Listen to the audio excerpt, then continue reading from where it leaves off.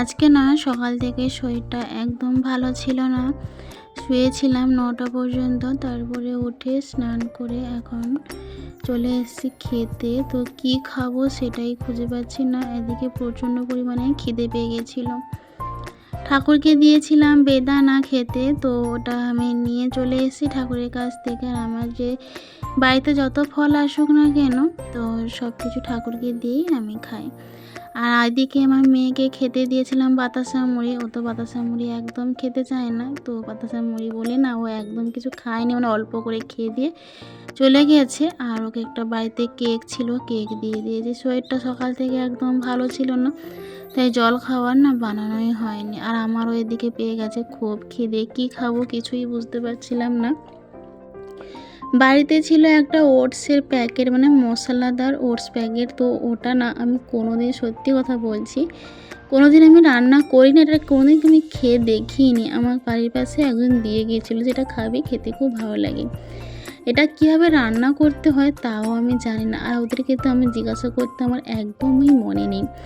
আচ্ছা, এই মানে ওটসটা কীভাবে রান্না করতে হয় আমাকে একটু কাইন্ডলি কেউ জানাবে? যারা জানো তারা অবশ্যই একটু জানাবে। আমি তো পেঁয়াজটা কুচিয়ে দিয়ে ভেজে জল ঢেলে দিয়েছি, তারপরে এটাকে একটু ভেজে নিয়েছিলাম। দেখতেই পেলে কীরকম রান্না করেছি, না এরা এইরকমই রান্না করে না কীরকম রান্না করে আমাকে একটু জানাবে।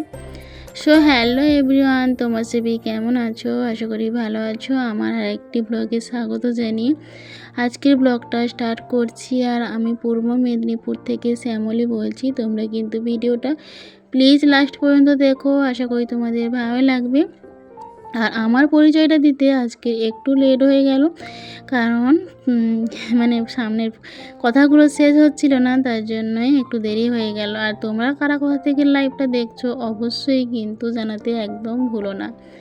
ওদিকে ওই ওটসটা খেয়ে নিয়ে একটু ভাবলাম একটু বেদানা খেয়ে নিয়ে একটু মুখে স্বাদটা চেঞ্জ হয়ে যাবে। বেদানা খেলাম, তারপরে পাশের ঘরে কাকিমা দিয়ে গেল শ্বেত ফুলকা শাক।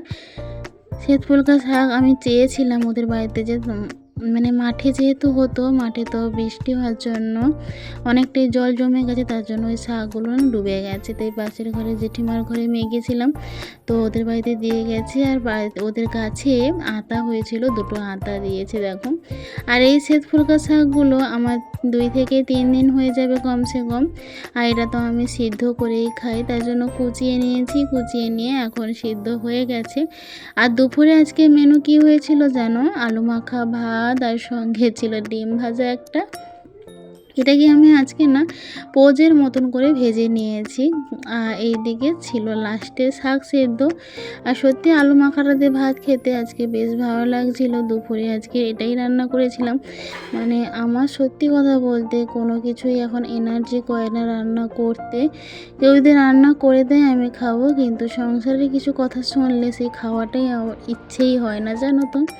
এইরকম একটা বড় ব্যাপার হয়ে গেছে। তো যাই হোক, ছাড়ো ওইসব কথা। বিকেলে দেখো একটু না কুমড়োর বীজাগুলো ভেজেছিলাম। কুমড়োর বীজগুলো খেতে না আমার বেশ ভালো লাগে, ওইগুলো খাচ্ছিলাম। আর এদিকে আমার বড়মশাই যে ওই যে বর্ষায় একটা পাঙাশ মাছ ধরে নিয়ে এসেছিলো, ওই পাঙাশ মাছটা বেঁধে রেখেছে। দেখছিল ওর জাতা আছে না, মরে গেছে, দেখে না জাতা হয়ে আছে। আর বিকেলে ওকে একটু ড্রয়িং করাচ্ছিলাম। আর এদিকে বড়বাবুকে বলেছিলাম দুপুরে আমি আজকে আলু মাখা ভাত খেয়েছি, খুব খিদে পেয়েছে, তার জন্য আমার জন্য খাবার নিয়ে আসবে।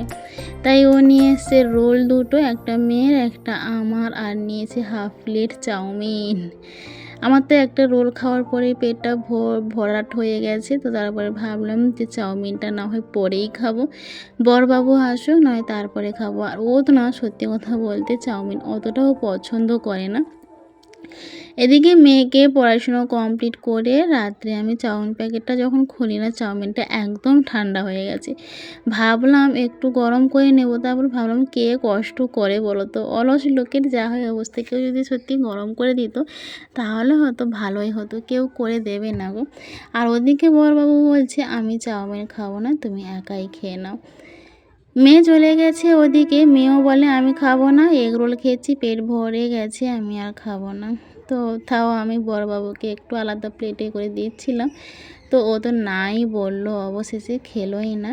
তো আর জানো তো রাত্রে এই চাউমিনটা আমি হাফটা খেয়েছি আর খেতেই পারিনি, নষ্ট হয়ে গেছে পুরো চাউমিনটা। তোমরা আর কি চ্যানেলটা বলবো, কিছুই সাবস্ক্রাইব করার করে নেই, পাশে পয়সা থেকো। দিয়ে আর কিনে কারা নিয়ে কোথা এসে থেকে ভিডিওটা দেখছো নষ্ট হলো। তো চলো অবশ্যই আমি জানাতে এখন কিন্তু চাউমিন খেতে একদম ভুলো থাকি। না। তো আর চলো টাটা বাই, সবাই ভালো থেকো, শুভরাত্রি বলেই আজকে ভিডিওটা শেষ করলাম।